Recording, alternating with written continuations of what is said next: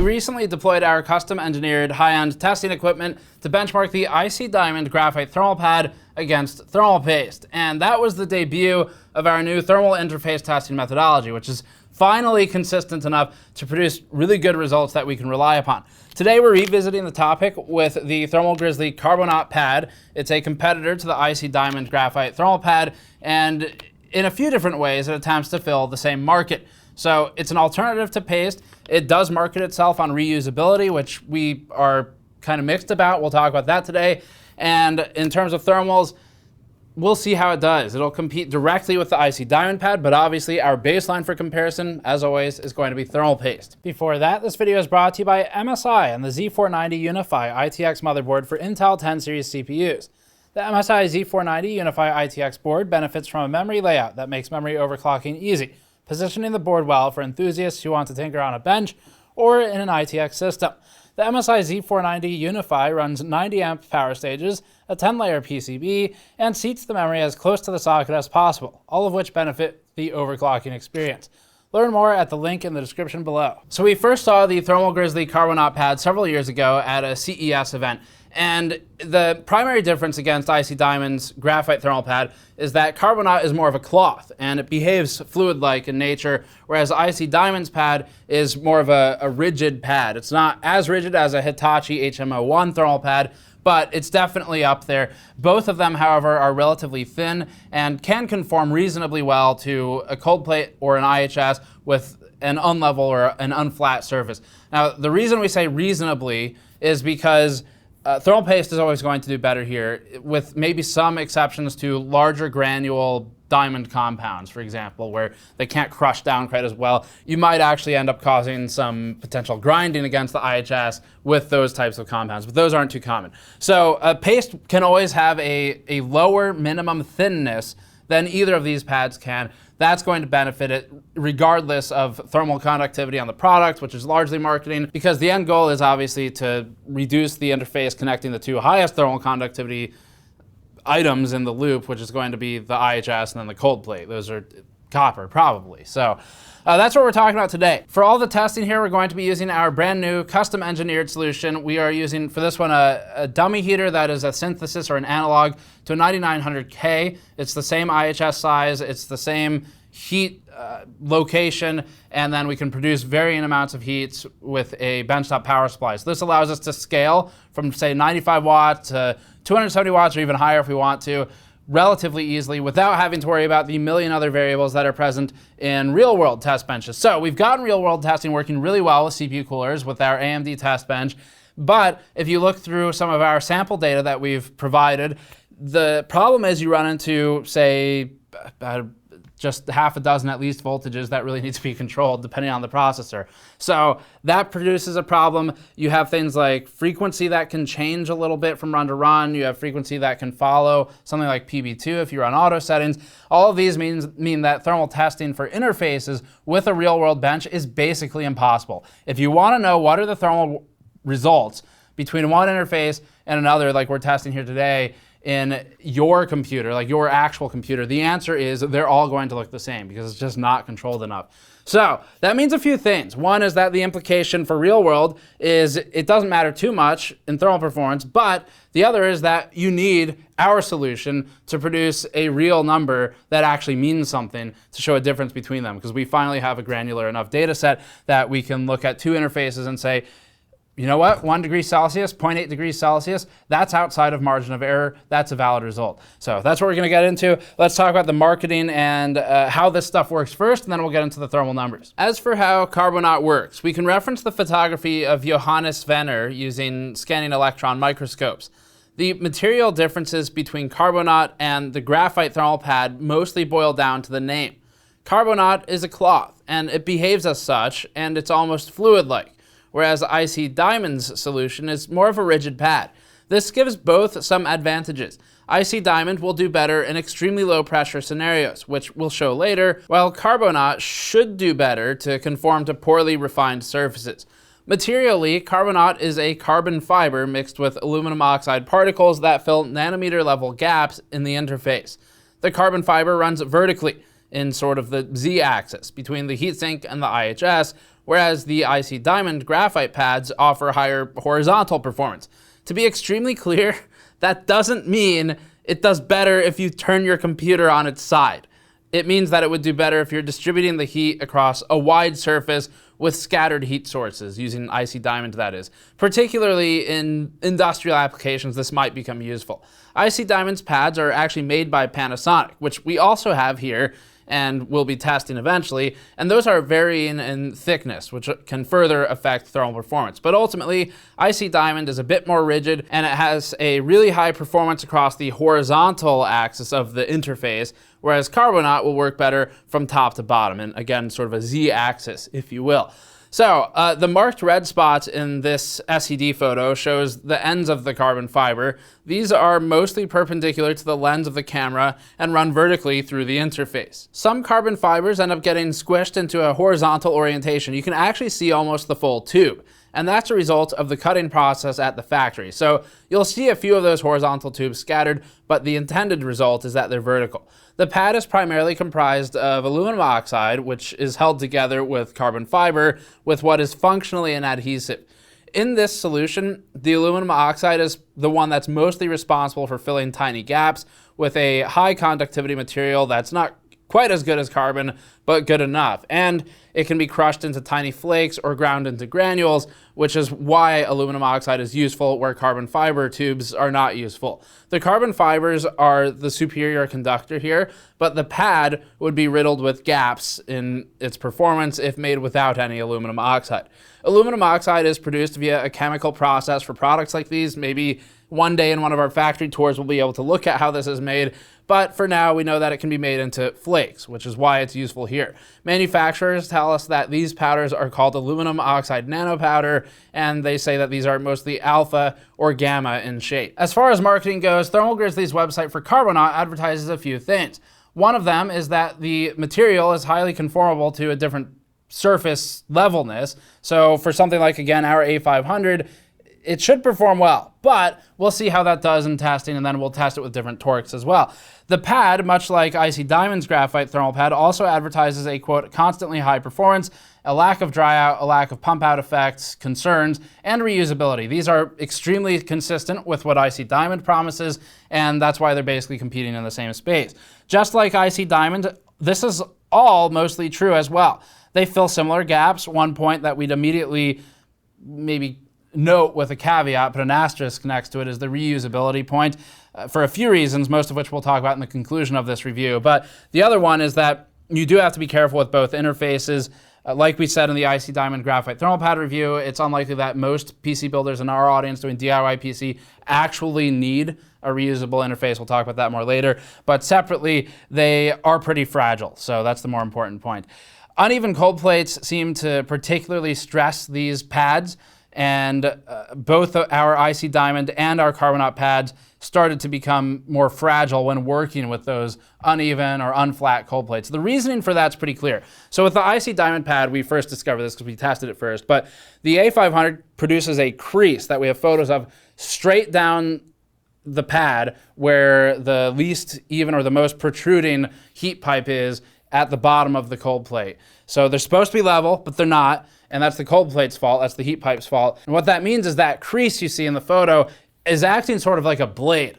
As soon as we pulled the cooler off, it actually started tearing with the removal of the cooler. So we didn't really even have a chance to get a hand in there to hold it down flat. It started tearing with the cooler's removal. The same thing started happening with Carbonaut. Both of them were prone to this. So despite both interfaces advertising particularly good, we'll call it conformity, with unlevel surfaces or unflat surfaces, it is a bit of a risk of tearing, so you just need to be careful of that. Yes, this is largely the fault of the cooler, but this is an application you need to be aware of. Now, for the most part, for the rest of the testing, the graphite pad we got through something way over 20 passes of testing before it started to tear. That's plenty. That's more than most users will ever need, and we would consider that, fair to say, reusable. Carbonaut's about the same. We ran it through the same test suite minus a couple, so that pad is so far up to probably about 18 to about 20 mounts, at this point, and it's still alive. But we were much more careful with it while working with it, and it definitely, if you're not careful, it would potentially tear. Okay, so let's get it through some of the rest of the marketing, and then we'll talk about thermal performance. The pad, like most interfaces, advertises a high thermal conductivity rating. Carbonaut claims 62.5 watts per meter Kelvin, which might sound high to you, but we need to note a few things. First off, thermal conductivity, much like fan CFM, is not measured the same way by everyone who presents the number. If you're looking at 63 watts per meter Kelvin and thinking that's higher than paste and therefore better, that'd be flawed for a number of reasons. Most of these have to do with things like conformity to surfaces and the minimum thinness of the interface, which will always or almost always be superior with paste. There might be a few outliers. So ultimately, the goal of efficient transfer is getting the interfaces as thin as possible to connect the two copper solutions as closely as you can. So that's not necessarily a knock on Thermal Grizzly or IC Diamond or anyone else. It's just a note that you shouldn't be comparing thermal conductivity between brands. You can scroll through Newegg and look at thermal conductivity on a bunch of different pastes, but ultimately, it might not actually mean anything in the comparative sense. So typically, it's okay to compare intra-brand, but not cross-brand, just like fan CFM. It's best to just look at real performance in reviews like these for an idea of how it lands. Our first chart will show the full mounting pressure and torque on the higher end water cooler, with later testing showing the variable and lower torque settings and thermal performance with an unflat cold plate. Starting with our full mounting pressure approach to testing, the Carbonaut pad ended up right in between the IC Diamond Graphite thermal pad and the Hydronaut paste in every single instance. It's a clean split in most cases, with the paste still pulling ahead as heat load increases. We suspect that if we went past 270 watts, paste would continue to establish increasing performance advantages. So far, Carbonaut ends up about 7.4 degrees over ambient at 95 watts, so the lower heat load has it unappreciably different from the Graphite thermal pad or the paste. There's basically no reason to pick one over the other here in terms of performance, assuming use at this low of a heat load. The two pads are functionally the same, and the paste might as well be too. At 150 watts, the Carbonaut pad begins to establish approximately a 1 degree Celsius advantage over the IC Diamond pad. This is not error, because our test precision is fine enough that we have an average run-to-run range of 0.02 to 0.1 degrees Celsius. A maximum ever deviation was 0.2 degrees. So it's technically better for Carbonaut here. That's not appreciable though, but it's an objective superiority. Paste remains the best so far, and that should functionally always be true regardless of paste, as long as it's not complete garbage tier. It's thinner at its thinnest, and it will conform better to mate the two surfaces. If we look at our how CPU coolers work diagram again, the goal is to fill those microscopic imperfections in the surface, and that's what paste is particularly good at. Now, the pads can do it, but the main advantage of them is avoiding things like potential dry out or pump out effect, not necessarily conforming better. 200 watts grows the gap here. The paste is now about 2 degrees cooler than Carbonaut, while Carbonaut is about 1.26 degrees cooler than IC Diamond's pad. At 270 watts, paste leads by 2.73 degrees, and Carbonaut leads IC Diamond by 1.2 degrees. Thus far, paste remains the chart leader for strictly thermal performance, while Carbonaut thus far is proving objectively superior to the IC Diamond solution, but also objectively inferior to the paste solution, and ultimately between IC Diamond and Carbonaut, it's mostly unappreciable. Remember that the main difference between pastes will be endurance or longevity, especially with regard to dry out or pump out effect. So thermally, most pastes should always be better. That becomes a little bit less true for extremely uneven surfaces. We can look at some of our pressure diagrams where we did pressure testing of AMD's Vega and Navi vapor chambers previously. But this type of scenario is very uncommon, and it does require a thicker still heat pad than Carbonaut or IC Diamond provide, and that's the Hitachi HM01 pad. It's really thick comparatively. It's kind of gummy and sticks to the surface. It is not particularly reusable. You'd really have to heat it up, and it's hard to get that thing off in one piece. So not one of these is a thinner pad, but there are uses for thermal pads for things like this, where paste actually doesn't do that well with these reference Navi vapor chambers because of just how uneven they are. Same for Vega. You have to add things like extra washers and things like that to get it to really work with paste. We'll next switch to the Corsair A500, and here's a chart showing why. This shows the surface flatness in a box and whisker plot of various coolers that we use. The Corsair A500 has actually become a great tool, probably at the expense of Corsair, specifically because it's so uneven and bad at the surface. The peak depth deviates from the core tile so greatly that it was responsible for most of the poor performance of the A500 in our review, despite being a relatively large cooler. In our IC Diamond review, we hypothesized that this would result in disproportionately worse performance of the pads, since they might have trouble conforming to such an uneven surface. Here's the chart with the interfaces in it. Carbonaut mostly follows the same trend as we saw with the CLC 360. It's just between the two previously tested solutions.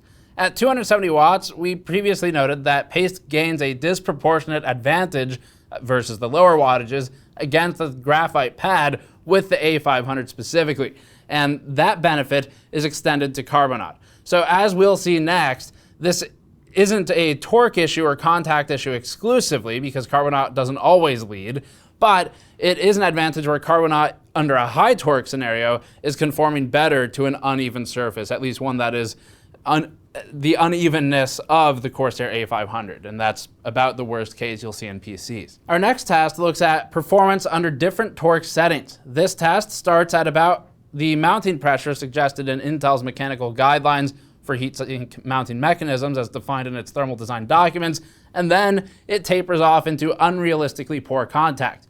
Ultimately, unless a user is especially careless, the lowest mounting pressure scenarios shown in our testing shouldn't be realistically happening in a PC environment.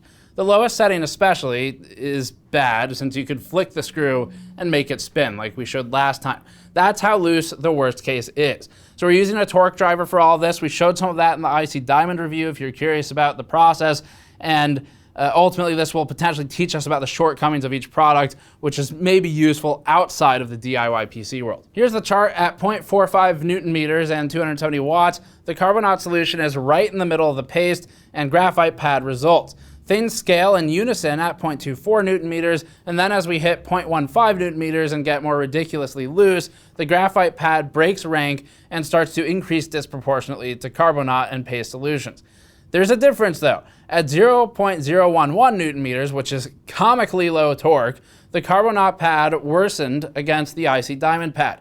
We retested this several times, and we ended up with more scattered and less consistent results in this test specifically for Carbonaut than anywhere else. The one consistent factor in all of the retests was that Carbonaut's pad did worse than the IC Diamond pad under extreme low pressure, which we think has something to do with material consistency, thickness, and specifically the rigidity of the pads, where the graphite solution may benefit here as opposed to the Carbonaut solution, which does technically conform better to surfaces, but it has a limitation and it does require some torque. So we also noticed that when we heat it up to more extreme temperatures, the Carbonaut pad almost became stuck to the IHS. It could still be removed, but that had to be done extremely carefully. The pad was at a much higher risk of tearing after going through all this testing, and it wasn't even remounted that many times at this point. So clearly in an extremely low pressure test like this, paste is significantly better than either thermally. That said, no PC use case should ever encounter such low pressure as here, but this might become more of a concern in other use cases. The conclusion's mostly the same as the IC Diamond graphite thermal pad. So our conclusion for that one was, it's fine, we would default to paste. And that's true here too. The main reason we'd default to paste, once again, is that it's objectively superior. And at least in the applications you would encounter for our world of PC DIY enthusiast type of coverage. There are a few places where pads are advantaged, if maybe not superior thermally. They do have a longer term endurance benefit or potentially ease of use benefits. Those applications would include the one we pointed out last time. If you're working in a PC shop as a technician, a lot of your job is to swap CPUs in and out and maybe do debug or troubleshooting, verify against a known good part. That's a fantastic application of either of these thermal pads. IC Diamond's graphite thermal pad or Carbonaut would both be good here because they are pretty reusable. So that's an instance where you're not going to leave it on too long. It's good. It's actually getting swapped multiple times a day. Maybe you can do an extra system a day as a result of it instead of having to clean paste so much. Another application where this is useful that was pointed out by our commenters last time that we thought was a really good point is if you're building a system for, say, grandma, or you're building a system for someone who's really not going to need a system upgrade because all they do is browse Facebook and use Google and stuff like that. And that system, until there's some major operating system upgrade, is probably going to remain as is. In that instance where you're building a computer that's just gonna stay in place, maybe a shop computer that just needs to be able to check manuals for car parts or whatever, that's another great use of a thermal pad rather than a paste, because now you're working with a scenario where you really don't want to be messing with the thing, and it's not really doing not much work that's thermally intensive, and it's not going to be rebuilt anytime soon, which is the main point for paste, because for most DIY PC enthusiasts in our audience, you're probably building a new computer every 3 years or something like that. And in that range, you're going to get another tube of paste with the next cooler you buy, and it's probably going to be half decent if you buy a half decent aftermarket cooler. So reusability is the last thing on the list for people when you're talking how to build every couple years. It just doesn't really matter. But reusability or endurance in the applications just described is a good point, and that's a place where IC Diamond or Carbonaut would both be good. Another case that our commenters were talking about was laptops, and that's another good point. Laptops are historically bad with things like pump out effect, and they do age pretty poorly for thermal paste. So that's a good use case as well. A couple key points: these pads are electrically conductive. You need to be careful of that. If it slides around a little bit while remounting it and it lands on an SMD, you could short two parts and potentially kill it. But if you coat them with something like nail polish or some form of conformal coating, you would be fine. So just keep that in mind as well. Thermally, these pads, IC Diamond and Carbonaut, are technically, in the most technical sense, which of course being technically correct is the best kind of correct, technically Carbonaut is superior in all thermal tests under normal mounting torque for a PC. The superiority is about 1 degree Celsius, sometimes 2. And how much that matters, if we ran this on our real world test bench, which is still extremely controlled, that would be error. 1 degree is basically error at that point. So we wouldn't be able to say they're different. But on the heavily controlled bench, it has a technically superior result. So take that for what it's worth. IC Diamond and Carbonaut are both fine. We're fine with both of them. We prefer paste, but if you want to buy one, we don't have any gripes against them. They both do well. They're within 1 to 2 degrees of each other. Carbonaut's technically superior.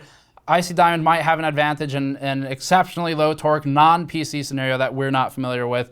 And ultimately, if you want to get a reusable thermal pad because that just appeals to you or it sounds fun to you, or you never want to worry about thermal paste again, then either of these solutions in our testing thus far would be completely acceptable. They're fine. Carbonaut does get a technical victory here, although IC Diamonds, we would say, is probably a little bit less likely to tear under one of those knife-like uneven surfaces like the A500 that we have. You just need to be careful with both of them though. So that's it for this one. Thanks for watching. As always, the TLDR here is that paste is better in an objective sense thermally, but there are advantages to the other, and ultimately for most users in our audience, a couple degrees isn't going to change anything. So buy the one that you prefer working with from a practical sense. And that's going to be it. Thanks for watching. Subscribe for more as always. You can go to store.gamersnexus.net to help us out directly by buying things like our mod mats, toolkits, or mouse mats. And you can go to patreon.com/gamersnexus to help us out there. Subscribe for more. We'll see you all next time.